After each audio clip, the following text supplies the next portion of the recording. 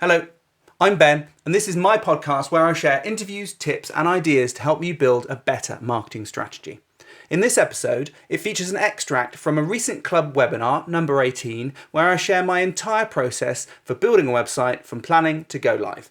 I talk about the best way to plan your website, how to do a competitor review, and tips on mapping out your site. Enjoy. Essentially, my process when we onboard a client with a project is to go through a series of calls. Sometimes there can be a meeting. At the moment, obviously, we're doing a lot more remote work than we're mostly remote anyway, but we've missed out that initial first meeting. But essentially, it's a series of calls. And I want to get everyone working together, whether it's just me and a client working on a website, or we've got a designer, copywriter, photographer, videographer involved. I want everyone to work together. I don't want the client to work with just me and then I feed out the information to everyone else, or maybe we're working with an external project manager. I want everyone to understand the same thing and be on that journey together. I believe it produces a better result and you don't get the Chinese whispers effect. We move through several different stages: planning, content gathering, the design and build phase, which, to be honest, that can last the longest part as you iterate through, going live, and then review at the end. And really, for me, it's all about iterating on the previous step. So when we're planning, we don't know what's going to happen, but we have a good idea. The client has certain expectations. They want things for their visitors. They want to be able to achieve more sales, whatever it may be. And then we iterate on them. We say, well, how do we get there? What do we need on the website to put that into place? And then how do we need that to look so it's friendly for the customers? So the obvious things are obvious.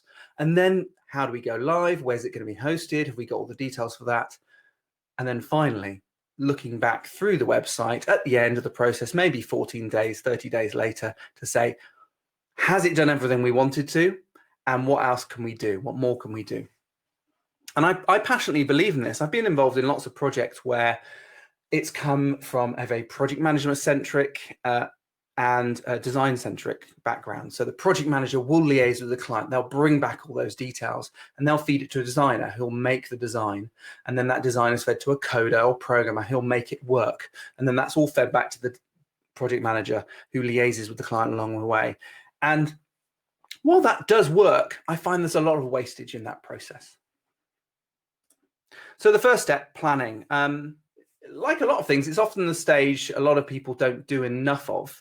And I'd rather spend more time planning or guessing about what's going to happen than just jumping straight into designing it, as fun as that may be. And there's lots of clients who want to jump into that phase because it's exciting. They want to go and design things. Whereas actually, we need to just plan. Forget about the design. Forget about what it looks like and just think more about, the things we've got here. So what must it do? What do we actually want the website to achieve? When we're thinking about our customers or potential audience, what do they need out of the website? How is it going to help them? Competitors, having a really good look at the people who are going to compete for your audience's time, or they're going to come up in search rankings, or they're just going to be a brand they already know. What are they doing well? What can you take from what they're doing well and do it better? And then putting that into a site plan. So taking some of those ideas and thinking about what are the main pages you need in the site. We call them landing pages or sometimes campaign pages. And then what are the supporting pages? So all the pages around that add additional information. And then any other content ideas, really putting that all down in the site plan. And then putting everything into a project plan. And the project plan will tell you who's working on the project. It's going to go through the objectives, any timelines. It's going to have the audience details, competitors, and so on. So often, the first call we have with the client, we go through all of this, collect a lot of information, then put that into one plan. And that can be shared out with the client and anyone else working on the project. So we've all got one base point to work from. What I really hate about some projects is you get thrown lots of information by lots of different people. Maybe there's lots of stakeholders within a larger organization, and they're all throwing you information. I think you've got to have one place where everyone agrees on how to move forward from that place. And so it's really important to go through this project plan. Something I didn't mention at the beginning, but some of the documents I'll reference here, I will make sure I've got a full version of that in our clubhouse so that you can use that for yourself. If you're developing your own website, you can go through the same process we do. Even if you're doing it on your own, it's still worth doing. So there's a couple of things here. I've got the full planning document that I use. You can download. I'm just going to pick out some bits from that. So vision. And this is all about, you often hear this vision or mission. It's all about what you as a person or as a business want to be known for. And I think that's core. Once you understand that, everything else comes off that. All the supporting content, everything you're trying to do is in order to further that particular vision. So think about what you want to be known for. Think about the outcomes you want from this website. Do you want downloads? Do you want sales? Do you want signups? What do you actually want people to do on the website? And then you start thinking about what content needs to be on there, the sites or styles of designs that you, and more importantly, your customers will like, and then any deadlines and dates. So jotting all of that information down. Oh, hi, Philippa. Good to see you again. Thanks for joining us, particularly relevant for you. The next section is audience. Now, I've talked extensively on audience in another webinar. It's number 11, called Understanding Your Customer. So I suggest if you want to know more about that, rather than me rehashing here and wasting time, that's the one to listen to. And I go through that in detail. If you haven't done any of that, it's well worth going through that full process. It's not only going to help with a new website, but it helps with any marketing you're doing. It really just helps you understand who you're trying to communicate with on your website. Because remember, and a lot of people forget this, the website you're building is not for you. It's not for your company in most cases. It's for the people using it, your customers, your audience, people who are coming in from social media who want to read a blog article. That's who it's for, not for you. So it's worth understanding that audience truly and deeply so that you can better communicate with them. And I'm still learning all the time, constantly. I'm learning what people like about the way I work and how, if there's any improvement points or things I need to mention on the site to connect the difference between what I'm presenting and who I actually am. So yeah, go and check that out. That's number 11, called Understanding Your Customer. I haven't really done much on reviewing the competition, so I thought I'd bring a few points in here because it's worth touching on, definitely. But a big part of this initial planning process, whether you do it on the call with the clients or who you're working with, or you do it as offline, so you take it away as homework and come back to it and come back in the next call, but it's to review the competition. The simplest way to do this, I think, is just to search as you believe your customer would or your audience would. So just go out, type in a few keywords that you believe they're going to type in, and then review the top 3 results. Look at their snippet. So that's the little bit of text that comes up in Google with the title, URL, and description. Look at that. What do you like about it? What keywords are in there? What can you do better? The reason you want to look at that is because you will be, if you want to be on page 1, competing against those 3 results. So you need to see, is it going to be something that's easy to do? How much work have you got to involve yourself in there?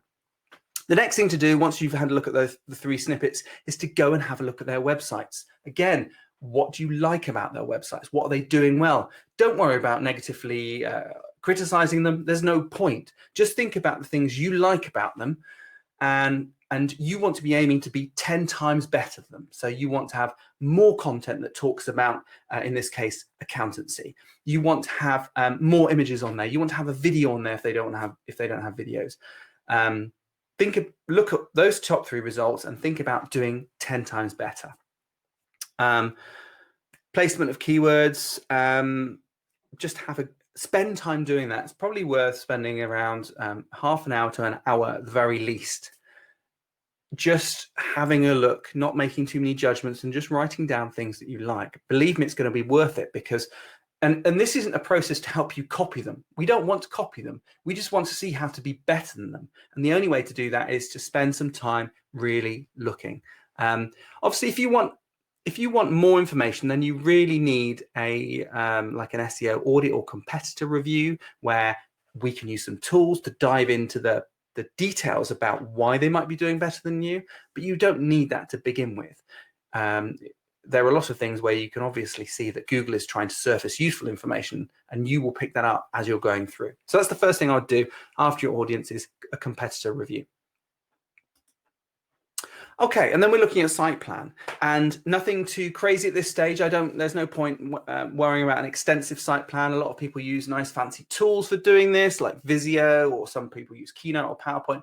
I won't worry too much about that. I like a nice simple bulleted list. So start with your key pages, home, the landing pages, the main pages you want people to go to, and then your supporting pages, blog articles, anything you can think of, really. Just put that down and make sure you've got a loose hierarchy. One thing I would say is to try and keep the hierarchy as simple as possible. You really don't want people to be going more than 3 levels deep. So that would be, in this case, maybe home is one level, tax is another level, and then a page under tax would be a third level. You don't really want people going 4 levels deep or more if you can avoid it. Sometimes you need to do that, but try and avoid it. And the easiest way of avoiding it is to structure it all up front in a very simple sitemap. It's going to make it a lot easier for you to see what's going on.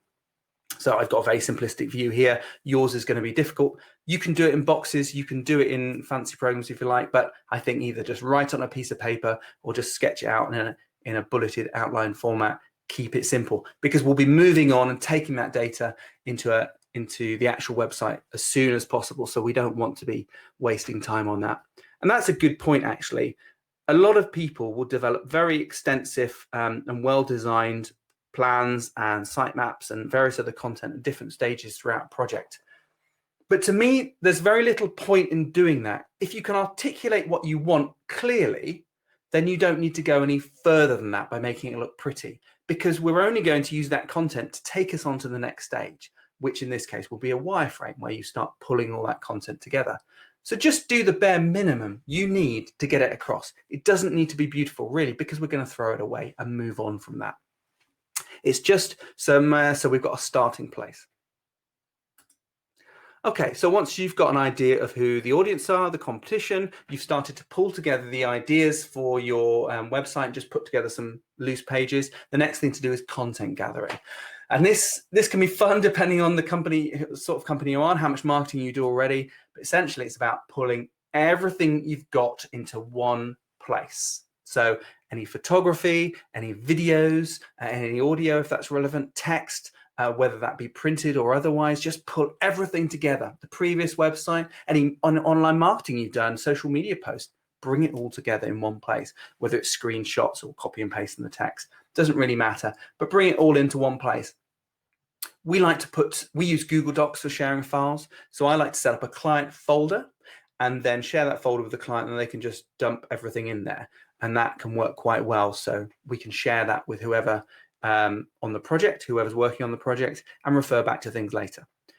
Once you've brought everything together, the next thing to do is to then just work through it, look at it, decide whether you're going to keep it, discard it, or whether you need to write something new, maybe commission a photographer or copywriter to write new. But the first phase is to bring it all together and then start chucking it out. It's a bit like tidying your room, your bedroom, or your house. The easiest way to tidy it really is to pull everything out of the cupboards and then look through it, sift, and then throw all those bits out and then start putting it all back in. And that's all we're doing here. We're looking at everything you've already got and then sifting through. You could is it like the Marie Kondo method? So you could think about, do I love this bit of content? Do I really want to keep it? The other thing to look at is to start in this phase is to start thinking about how the sitemap will start looking as a website. And that's what I call the wireframe. And this is about taking all of the information you have and starting to put it into a real website where you can. Again, some people will use specific software to develop wireframes. We actually put it straight into the website. Don't worry about the design. Doesn't matter what it looks like. Just start creating the pages, giving them the titles you think they should have, and start putting in the content that you feel should be in there.